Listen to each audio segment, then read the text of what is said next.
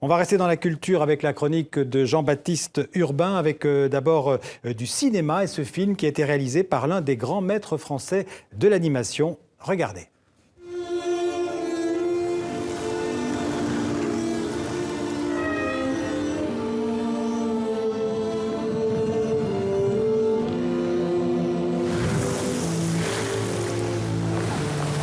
Je n'avais pas peur. J'étais contrarié.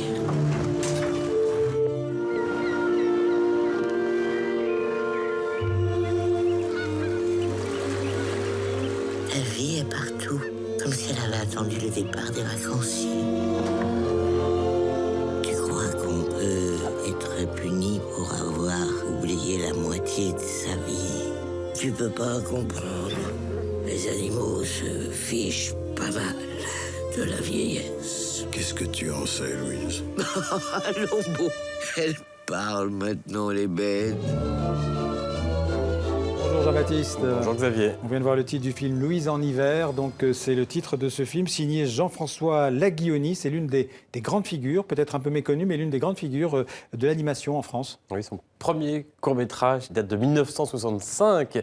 Ça s'appelait La Demoiselle et le violoncelle et il avait remporté le Grand Prix du Festival d'Annecy. Jean-François Laguioni, c'est l'un des disciples de Paul Grimaud, grand maître de l'animation française, l'auteur du Roi et l'Oiseau. Vous savez, en 50 ans, il a réalisé 4 longs métrages seulement. Ça prend extrêmement beaucoup de temps de faire un long métrage d'animation. C'est son 5e. C'est donc, vous l'avez vu, l'histoire de Louise. Elle passe l'été dans une station balnéaire. Elle rate son train.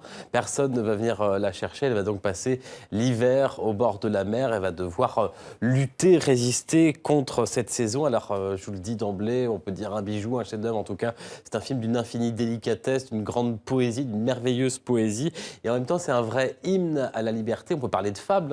Alors comme ça, l'histoire de cette vieille dame qui lutte face à la solitude, ça peut faire peur. Mais en même temps, cette vieille dame avec ses souvenirs d'enfance qui vont remonter. Et puis l'activité physique qu'elle va reprendre, eh bien, elle va rajeunir en quelque sorte face à nous.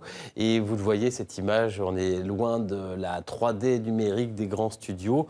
Là, on est dans de la gouache, du fusain, des tons pastels extrêmement raffinés. Je vous propose de découvrir ce très beau film qui s'appelle Louise en hiver.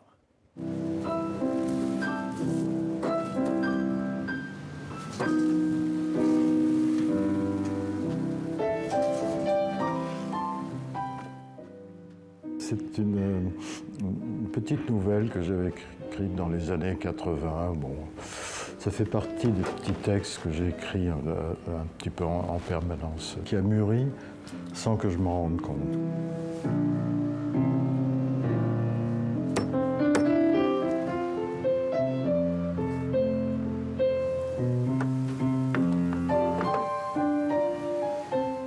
Elle va se retrouver toute seule. Qu'est-ce qu'elle va faire de cette solitude? Est-ce que c'est l'angoisse qui va la submerger? Est-ce que c'est ou est-ce qu'elle va... Je crois qu'elle va prendre cette aventure comme un pari et puis revivre un petit peu des souvenirs de jeunesse et d'adolescence qu'elle avait complètement oubliés.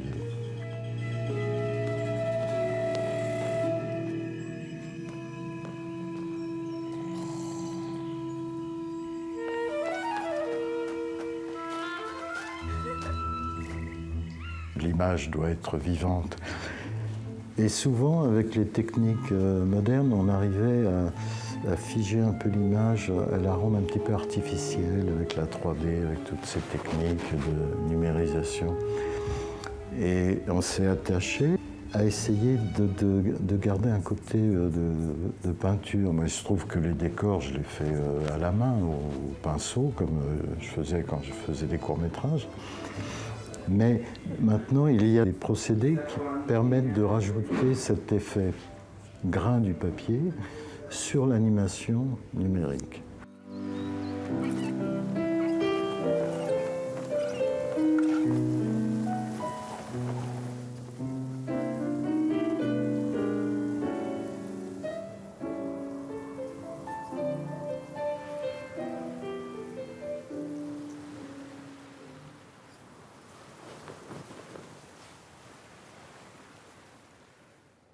Et voilà, À ne pas rater. un moment de douceur sur TV5 Monde. Merci Jean-Baptiste, et à demain. À demain.